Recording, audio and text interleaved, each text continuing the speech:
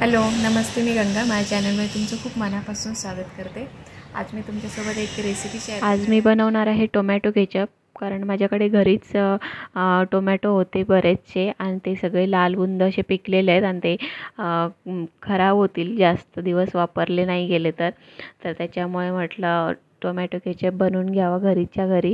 तर मी ते बनवायला सुरुवात करते. तर अर्धा किलो होतील एवढे हे टोमॅटो आहेत. ते मी स्वच्छ धुवून घेतलेत आणि त्याच्या वरचा जो देठाकडचा भाग असतो तो मी काढून घेते कट करून. त्याच्यानंतर आपल्याला सगळ्या टोमॅटोचे तुकडे करून घ्यायचे आहेत.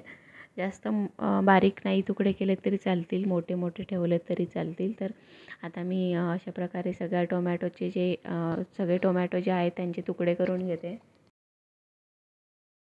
तर हे बघा, अशा प्रकारे मी तुकडे करून घेतलेले आहेत आणि त्याच्यामधल्या बिया वगैरे काढल्या नाही आहेत, सगळं तसंच आहे. तर फक्त मोठे मोठे तुकडे करून घेतलेले आहेत. तर त्याच्यामध्ये आता आपण थोडेसे मसाले ॲड करून घेऊया.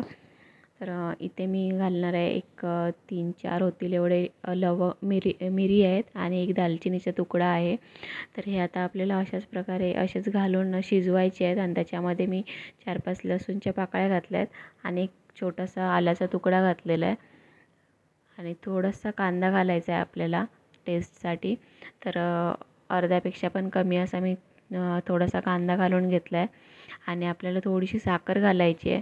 तर मी इथे पाव वाटी होईल एवढी साखर घातलेली आहे. आणि आता हे सगळं आपल्याला जे साहित्य आहे ते सगळं मिक्स करून घ्यायचं आहे आणि त्याच्यानंतर मग आपण हे शिजवून घेऊया. तर मी थोडीशी साखर जी होती ती मिक्स करून घेतली त्याच्यामध्ये आणि आता कुकरमध्ये लावून घेणार आहे. तर कुकरमध्ये अशा प्रकारे आपल्याला ठेवायचं आहे आणि त्याच्यावर एक झाकण ठेवून 1-2 ते 3 शिट्ट्या काढायच्या आहेत. म्हणजे टोमॅटो चांगले अगदी मऊसूत असे शिजले जातील. जास्त शिट्ट्या काढायची गरज नाही आहे कारण टोमॅटो लगेच शिजतात. तर मी आता कुकर लावून घेते. कुकर थंड झाल्यानंतर मी भांडं काढून घेतलं आणि टोमॅटो बघा किती छान शिजलेले आहेत. आणि त्याच्यामधले मी मसाले जे होते दालचिनी आणि मिरी ती बाजूला काढून घेतली आणि बाकीचं साहित्य सगळं मिक्सरमध्ये आपल्याला घालून बारीक वाटून घ्यायचं आहे. तर अशा प्रकारे बारीक वाटून घेतलेलं आहे. त्याच्यामध्ये मी थोडेसे मसाले ॲड करते. तर इथे मी लाल मिरची पावडर थोडीशी अर्धा चमचा होईल एवढी घालते, जास्त नाही घालत आहे.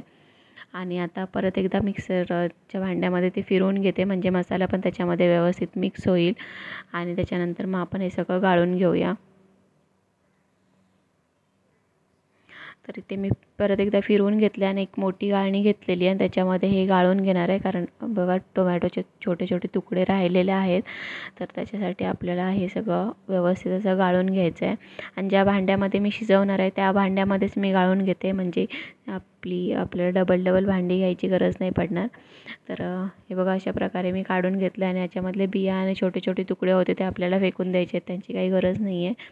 आणि आता मी ज्या भांड्यामध्ये गाळून घेतलेलं होतं ते गॅसवर ठेवलेलं आहे आणि त्याच्यामध्ये आपल्याला थोडंसं मीठ टाकायचं आहे चवीसाठी.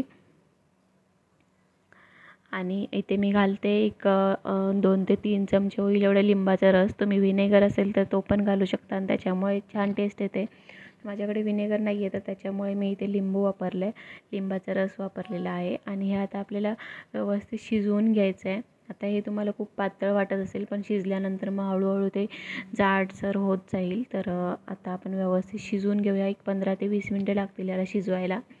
आणि बघू शकता चांगली उकळी आलेली आहे आणि आता हळूहळू ते जाड व्हायला सुरुवात झालेली आहे. तर आपल्याला हे थोडंसं घट्ट होईपर्यंत शिजवून घ्यायचं आहे चांगलं. म्हणजे त्याच्यामधला जो कच्चेपणा आहे म्हणजे त्याची जी आंबट चव आहे तुरट तर ती कमी होईल शिजवल्यानंतर. तर आता व्यवस्थित असं शिजवून घ्यायचं आहे. 15-20 मिनटे लागतील याला शिजवण्यासाठी आणि घट्ट होण्यासाठी. तर आता बघू शकता एक 10 मिनटानंतर किती जाडसर पण आलेला आहे सॉसला. आणि अजून आपल्याला हे पातळ आहे तर अजून शिजवून घ्यायचं आहे, घट्ट करून घ्यायचं आहे. तर एक 5-10 मिनटं मी अजून शिजवून घेते.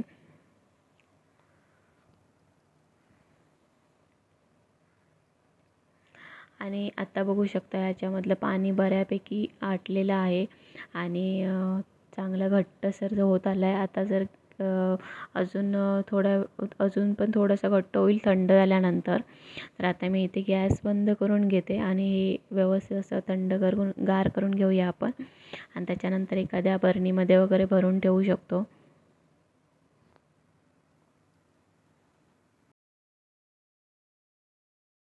आणि इथे मी आता गॅस बंद केला आहे आणि असंच आपल्याला हे थंड व्हायला द्यायचं आहे. त्याच्यानंतर ते अजून घट्ट होईल सॉस.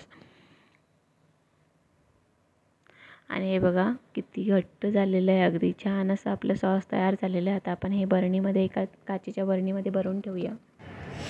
तर आजचा हा व्हिडिओ तुम्हाला कसा वाटला ते मला नक्की सांगा आणि आवडल्यास लाईक करा, शेअर करा आणि माझ्या चॅनलला जर तुम्ही अजूनपर्यंत सबस्क्राईब केलं नसेल तर प्लीज सबस्क्राईब करायला विसरू नका. सोबतच बेल आयकॉन पण प्रेस करा, म्हणजे मी जे पण व्हिडिओ अपलोड करेन त्या सगळ्या व्हिडिओचं नोटिफिकेशन तुम्हाला मिळेल आणि तुम्ही माझे सगळे व्हिडिओ बघू शकाल. थँक्यू.